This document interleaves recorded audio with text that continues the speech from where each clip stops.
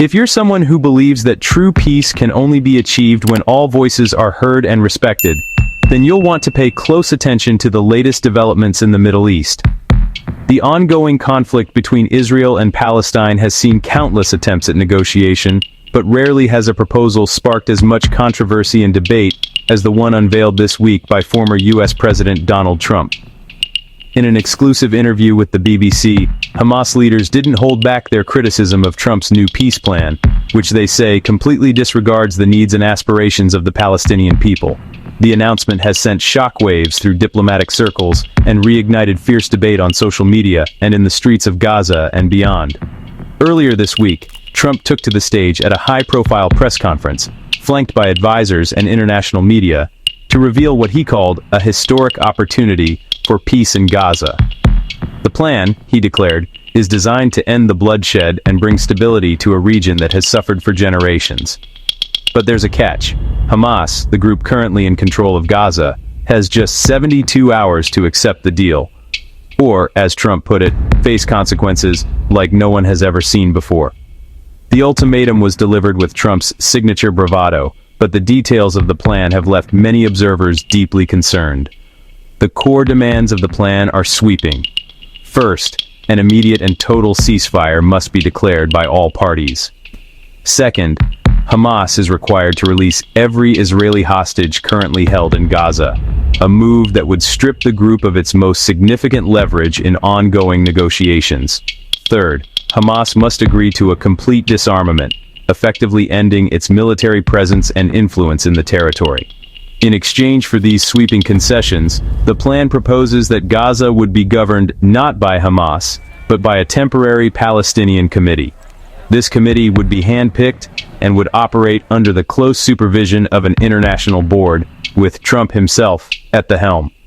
The stated goal is to ensure a smooth transition to peace and stability. But critics argue that this arrangement sidelines the very people who have lived through the conflict and understand its complexities best. When asked for their response, Hamas officials told the BBC that the proposal is fundamentally flawed.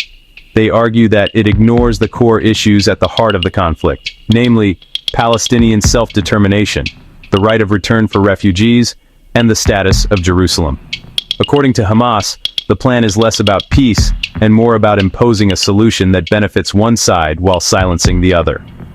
The group's spokesperson described the plan as a recipe for further unrest, warning that any agreement that excludes Palestinian voices is doomed to fail.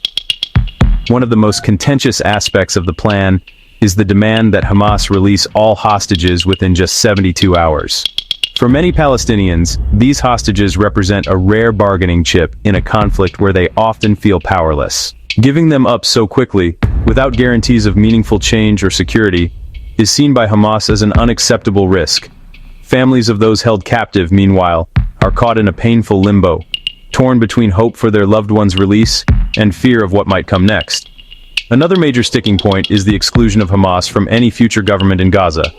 The plan envisions a new leadership structure, but for many Palestinians, the idea of an externally imposed government, especially one overseen by foreign powers, raises serious questions about legitimacy and sovereignty. Hamas officials argue that any lasting peace must be built on the foundation of Palestinian unity and self-governance, not dictated from abroad. Internationally, Trump's plan has received a mixed reception. While the former president claims that every major country has signed on in support, the reality is far more complicated. Some world leaders have praised the proposal as a bold step toward ending the violence, while others have expressed deep reservations about its feasibility and fairness. The United Nations, for its part, has called the plan a potential window for peace, but has also emphasized the need for any agreement to respect international law and the rights of all parties involved. Leaders from several Muslim-majority countries and the European Union have voiced concerns that the plan could actually inflame tensions rather than resolve them. They warn that excluding key Palestinian factions and imposing strict deadlines may backfire, leading to more violence and instability in an already volatile region. Protests have erupted in capitals across the Middle East, with demonstrators demanding a more inclusive and just approach to peace. Meanwhile, the situation on the ground in Gaza remains dire. Fighting continues to rage with airstrikes and clashes reported daily.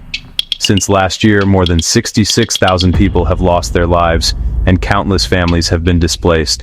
Hospitals are overwhelmed, and basic necessities like food, water, and electricity are in short supply.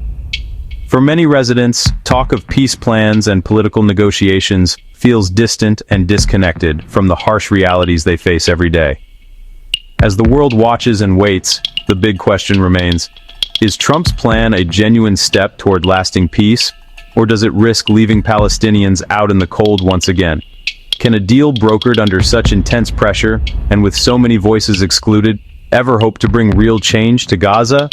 Or will it simply deepen the divisions and prolong the suffering of those caught in the crossfire?